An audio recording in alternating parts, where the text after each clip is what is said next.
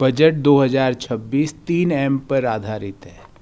पहला M MSMEs, देश के छोटे और कुटीर उद्योग, उनको इक्विटी सपोर्ट के लिए 10,000 करोड़ की व्यवस्था की गई, उनको लिक्विडिटी सपोर्ट की व्यवस्था की गई, उनके छोटे माइक्रो यूनिट्स को उनका फ़ायदा मिले इसके लिए कॉरपोरेट मित्र की व्यवस्था की गई। दूसरा एम है मैन्युफैक्चरिंग। देश ने इलेक्ट्रॉनिक्स मैन्युफैक्चरिंग में जिस तरह के कीर्तिमान स्थापित किए हैं, पिछले 11 वर्षों में इलेक्ट्रॉनिक्स का जो एक्सपोर्ट है देश से वो 11 गुना बढ़ गया है। आज 4.25 लाख करोड़ का इलेक्ट्रॉनिक्स। इंडियन सेमीकंडक्टर मिशन हो, देश में नए केमिकल क्लस्टर्स बनाने की बात हो, देश में जो रेयर अर्थ मिनरल्स के एक्सप्लोरेशन और उनके प्रोडक्शन की बात हो, इस पर फोकस किया गया। तो पहला एम है हमारा एमएसएमई, दूसरा एम है मैन्युफैक्चरिंग और तीसरा एम है मेंटेनेंस ऑफ रिफॉर्म एक्सप्रेस। जो रिफॉर्म का एजेंडा प्रधानमंत्री मोदी जी के नेतृत्व में पिछले 12 साल से चल रहा है, उस रिफॉर्म के एजेंडा को और ताकत देने का काम मौजूदा फाइनेंशियल बजट 2026 में किया गया है। इस बजट में शिक्षा में भी पर्याप्त व्यवस्थाएं की गई है। भारत के डिफेंस सेक्टर का बजट लगभग 16% से बढ़ाया गया है। जो कैपिटल एक्सपेंडिचर होता है, जो कोई 2015 वित्तीय वर्ष में 2 लाख करोड़ था, आज वो बढ़ के 12,20,000 करोड़ रुपया हो गया है। तो क्योंकि कैपेक्स से रोज़गार उत्पन्न होता है, मैन्युफैक्चरिंग रोज़गार का सृजन करती है, एमएसएमईज रोज़गार का सृजन करती है, तो मैं ये कहूँगा ये 3 एम देश के लिए नया रोज़गार उत्पन्न कर रहे हैं। ये 3 एम भारत की जीडीपी की यात्रा को और सशक्त कर रहे हैं। आज भारत की जीडीपी दुनिया की सबसे तेज़ी से बढ़ती हुई जीडीपी बनी हुई है। मौजूदा वित्तीय वर्ष में जीडीपी की ग्रोथ रेट 7.4% है, फिस्कल डेफिसिट 4.4% ऑफ जीडीपी आ गया है, इन्फ्लेशन 4% पर। तो high growth low inflation is the Modinomics. Modinomics का अर्थ है देश को हाई ग्रोथ पे ले जाना और लो इन्फ्लेशन पे रखना, कम महंगाई दर पे रखना। और ना केवल आज भारत दुनिया की सबसे तेज़ी से बढ़ती हुई अर्थव्यवस्था, आने वाले समय में भी जो फोरकास्ट आए हैं बजट में और आर्थिक सर्वे में जो उसको प्रेजेंट किया गया, आने वाले समय के लिए भी भारत दुनिया की सबसे तेज़ी से बढ़ती हुई बड़ी अर्थव्यवस्था बनी रहेगी। और निश्चित रूप से अगले 15 से 16 महीने के अंदर भारत दुनिया की तीसरी बड़ी आर्थिक महाशक्ति बनने जा रही है। आज भारत दुनिया की चौथी बड़ी आर्थिक महाशक्ति है, पर अगले 14-15 महीने के अंदर हम जर्मनी को बीट करके दुनिया की तीसरी बड़ी आर्थिक महाशक्ति बनेंगे। अमेरिका, चीन और भारत, ये ताकत है भारत की अर्थव्यवस्था की, ये ताकत है मोदीनॉमिक्स की। देखिए, जो परसों रात को 50% के टैरिफ को अमेरिका ने 18% घटाया, इसके कई मायने हैं। पहला मायना, अगर हम यूरोप और एलाइज को छोड़ दें तो दुनिया में सबसे कम टैरिफ अमेरिका ने भारतीय प्रोडक्ट्स पर लगाया। अर्थात अमेरिका के लिए सबसे महत्वपूर्ण, अगर उनके एलाइज के अलावा, एलाइज का अर्थ जापान, यूरोप और साउथ कोरिया को छोड़ दें, तो सबसे महत्वपूर्ण देश दुनिया में अमेरिका के लिए भारत है। दूसरा कि भारतीय जो एक्सपोर्ट, जिसको एक इम्पैक्ट पड़ा था 50% टैरिफ के कारण, और उस एक्सपोर्ट में handicrafts, leather products, textile products, James and jewellery, chemical products, chemical mixtures, large engineering products, ये सारे एक्सपोर्ट्स में नेगेटिव इम्पैक्ट आया था, पर 50 को 18% करके ये सारे क्षेत्र अब वापस सुदृढ़ता से विकसित भारत की यात्रा में निकल पड़े और एमएसएमई को भी इसमें ताकत मिलेगी। जो प्रेसिडेंट ट्रंप ने जो टैरिफ घटाने का जो काम किया है, उससे 2 अर्थव्यवस्थाओं का मिलन हुआ। एक तरफ अमेरिका जो दुनिया की सबसे बड़ी अर्थव्यवस्था, और एक तरफ भारत जो दुनिया की सबसे तेजी से बढ़ती हुई अर्थव्यवस्था। तो ये एक ऐतिहासिक डील हुई है, ऐतिहासिक समझौता हुआ है। दुनिया की सबसे बड़ी अर्थव्यवस्था और दुनिया की सबसे तेजी से बढ़ती हुई अर्थव्यवस्थाओं के मध्य एग्रीमेंट आया है।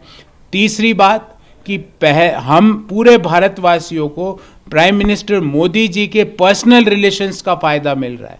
जिस तरह प्रेसिडेंट ट्रंप ने प्रधानमंत्री मोदी जी को उनका सबसे घनिष्ठ दोस्तों में से एक माना है, उसका फायदा आज भारतीय अर्थव्यवस्था को मिल रहा है। चौथी चीज कि जिस तरीके से हमने इस पूरे मसौदे में अपना रिएक्शन दिया, आपको याद होगा अमेरिका ने दूसरे देशों पे टैरिफ लगाया तो दूसरे देश रिएक्ट किए, पर भारत ने जिस गंभीरता और मैच्योरिटी से इस डील को लेकर आगे बढ़ा, कोई रिएक्शन नहीं दिया और नतीजा ये हुआ कि एक विन विन सिचुएशन पे हम अराइव हुए। 140 करोड़ भारतीयों के लिए, एमएसएमई उद्योग के लिए, लार्ज कॉरपोरेट्स के लिए अब अमेरिका के बाजार खुल चुके हैं। हमारा एक्सपोर्ट जो प्रभावित हुआ था वो जो प्रभाव था वो निष्क्रिय हो चुका है और इसके बाद निश्चित रूप से मैं कह सकता हूं कि वित्तीय वर्ष 2027 मतलब 2026-27 में भारतीय अर्थव्यवस्था की ग्रोथ रेट अब डबल डिजिट पे पहुंचने को तैयार है।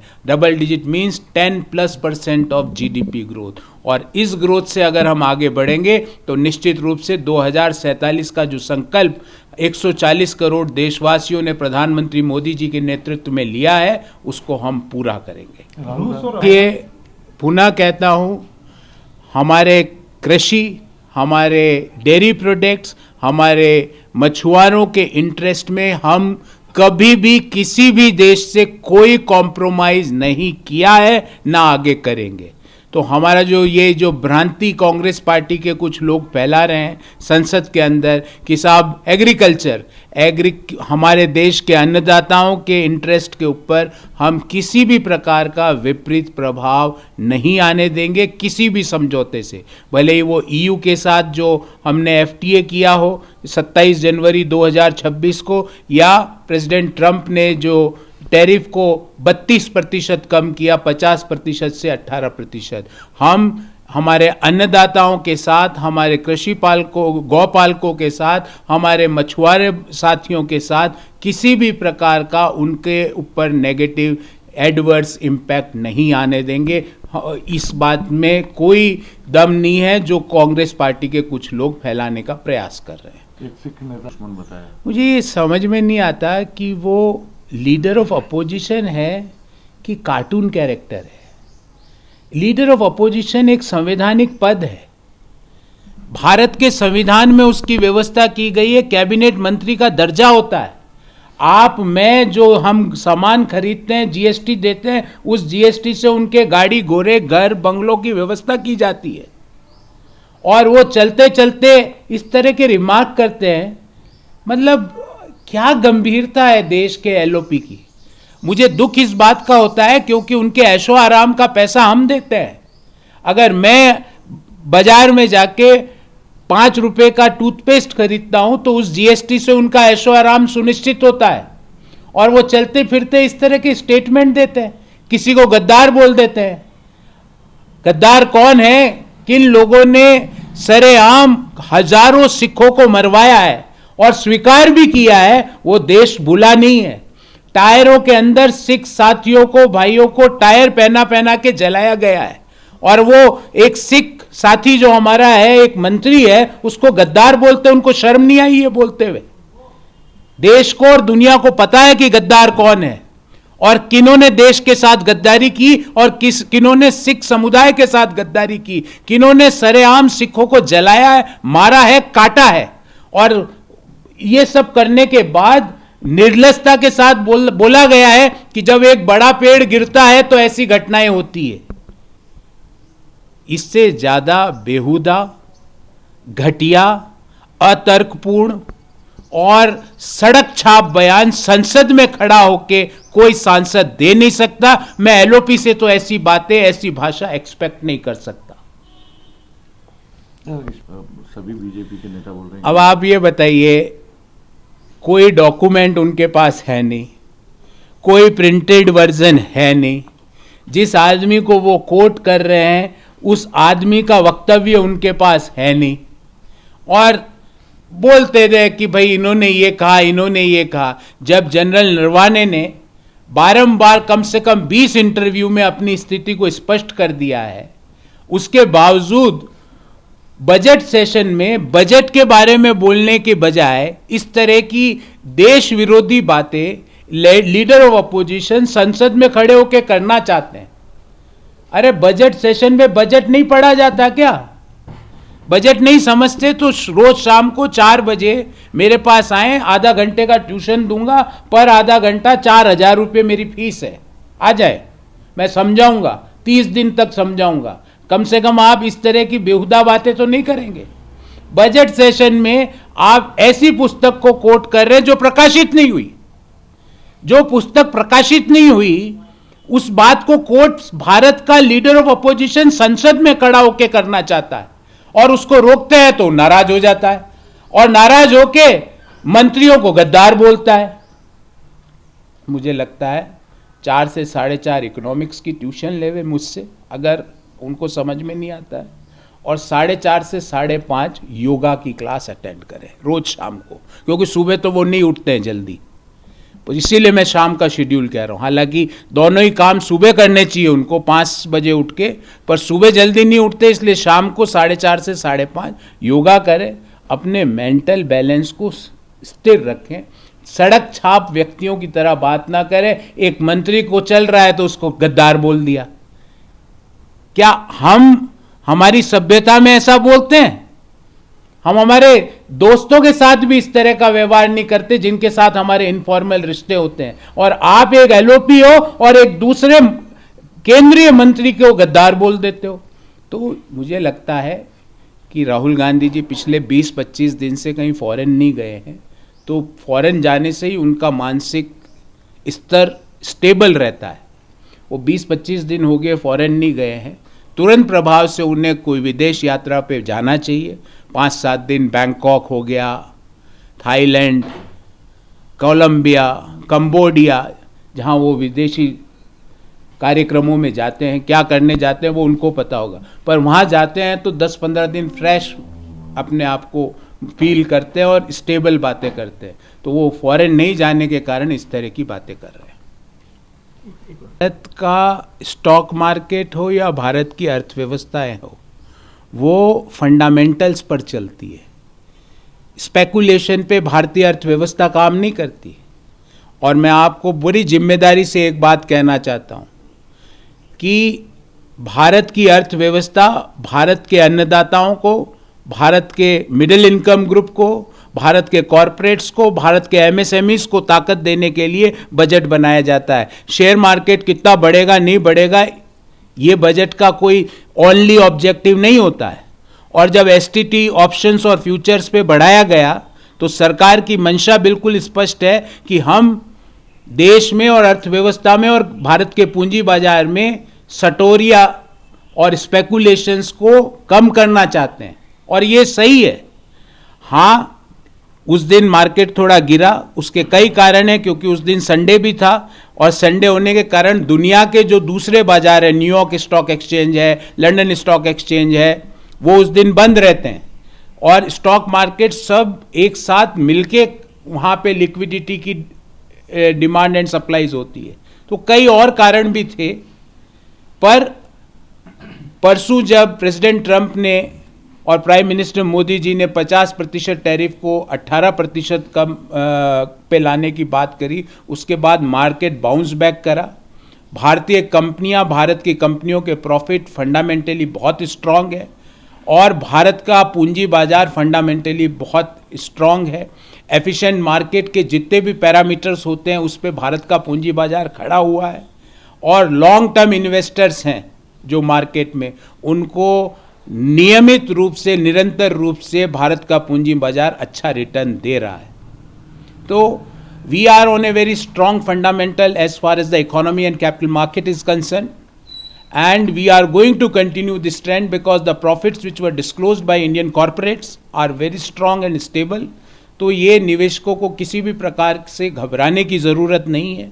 पूंजी बाजार में प्लस माइनसेस होते हैं, पर फंडामेंटली हमारा बाजार स्ट्रांग है, तो हम इस बाजार के थ्रू सिर्फ ग्रो और ग्रो ही करेंगे as far as long term investment is concern. Sir budget में एक और महत्वपूर्ण बात है कि एमएसएमई को स्ट्रॉन्ग करने के लिए जो फंड अलग से एलोकेट किए तो एक निश्चित एक लॉन्ग टर्म के लिए है, लेकिन साथ ही साथ टियर 2 और टियर 3 शहरों के लिए एक अलग से एक फंड आया है। इसका क्या मायने है? इससे अगर हम देखें, इसको हम लिंक करें देखिए, भारत के बजट ने और प्रधानमंत्री मोदी जी का हमेशा एक मंतव्य है और कई बार उन्होंने इस बात को दोहराया है कि भारत के विकास की अगली यात्रा टियर 2 और टियर 3 शहरों से निकलेगी।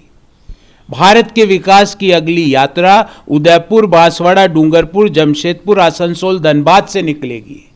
इसके लिए जो टियर 2 और टियर 3 देश के जितने भी शहर हैं उसको अगले 5 साल के लिए 5,000 करोड़ रुपए का इंफ्रास्ट्रक्चर डेवलप करने के लिए उसके लिए एलोकेट किए गए हैं। तो ये इस बात को सशक्त करते हैं कि भारत की जो ग्रोथ है वो मेट्रोपॉलिटन ग्रोथ नहीं है, वो ग्रोथ इंक्लूसिव ग्रोथ है।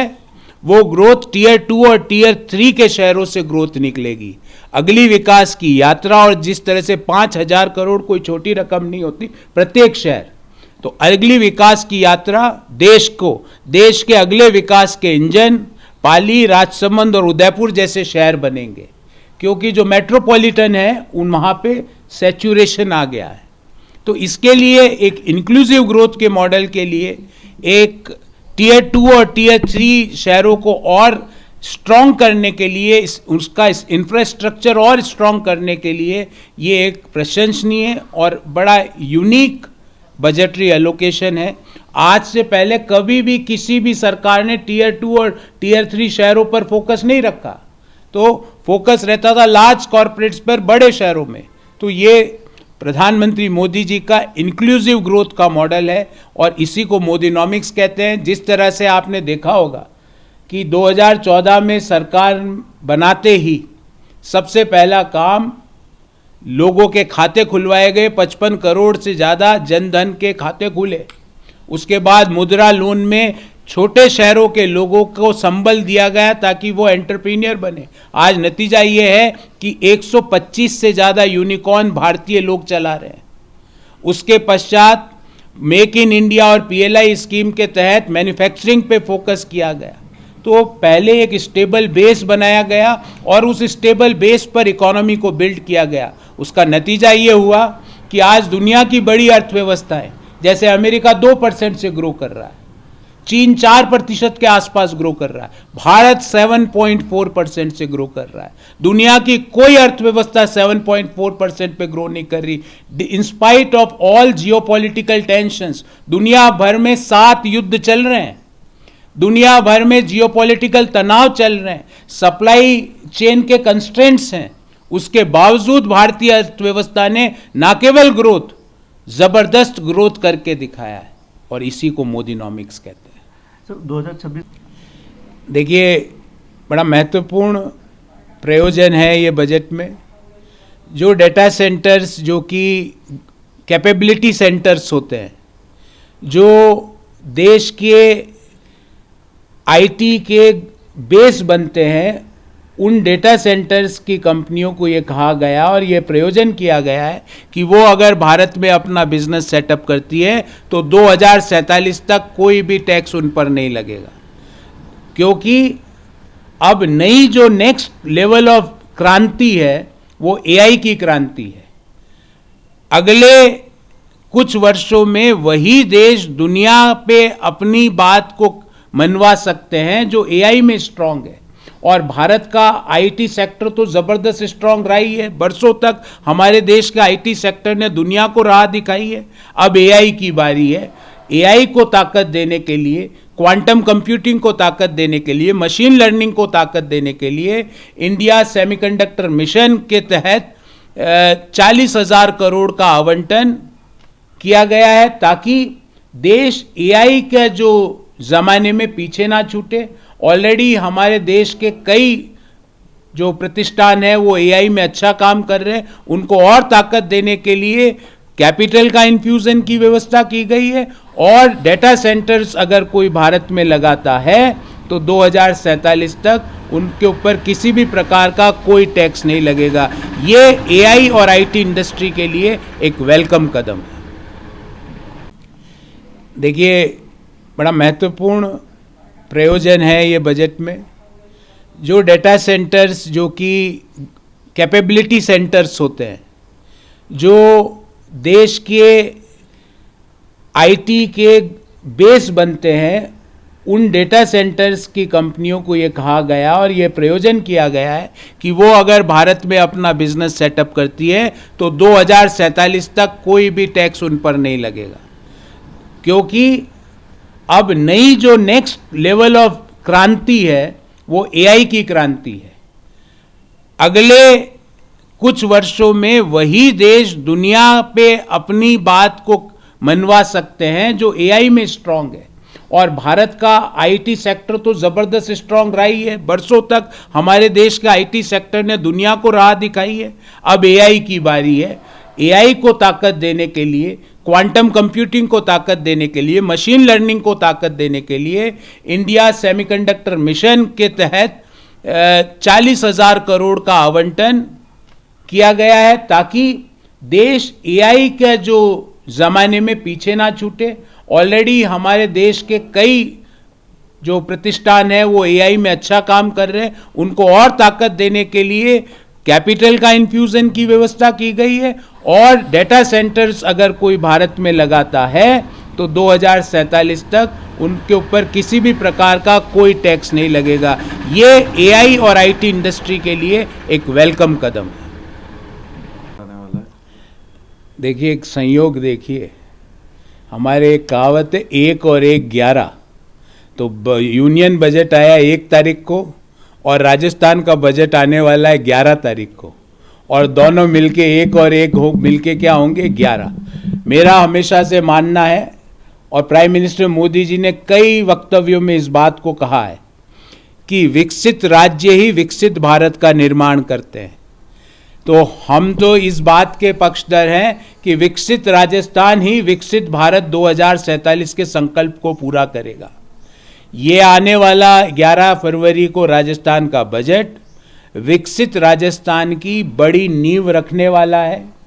इसमें ज़बरदस्त योजनाओं की घोषणा होगी, और ऐसी योजना जिनका प्रभाव विकसित भारत के संकल्प को पूरा करने में पूरा रहेगा। तो विकसित राजस्थान से विकसित भारत 2047 बनने वाला जो राजस्थान का बजट है वो 11 फरवरी को आने वाला है। और 1 और 1 मतलब फरवरी 1 और फरवरी 11, तो राजस्थान और भारत 1 और 1 मिलके 11 होते हैं। उसी तरह 11 तारीख को विकसित भारत का मार्ग राजस्थान से होकर निकले, इसकी व्यवस्था हमारी सरकार जयपुर में कर रही है। डोटासरा जी कह रहे हैं सिर्फ माहौल बना रहे हैं, होगा कुछ भी नहीं। डोटासरा जी को वही चीज़ों पर अपने वक्तव्य देने चाहिए जिनमें उनको अच्छा ज्ञान हो, जैसे नृत्य, जैसे गमछे हिलाना, जैसे गाड़ियों पर बोनट पर चढ़ना। इसके बारे में कुछ वक्तव्य देना हो तो वो सही व्यक्ति है। इकोनॉमी, प्रशासन, देश को और राजस्थान को आगे ले जाने पर वो ना ही बोले तो उपयुक्त रहेगा।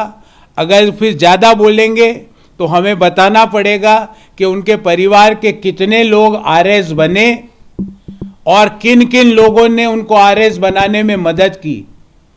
कुछ लोग तो महाराणा प्रताप की पुण्य भूमि पर अभी भी घूम रहे हैं, जिन्होंने इस गोरख धंधे में काम किया है।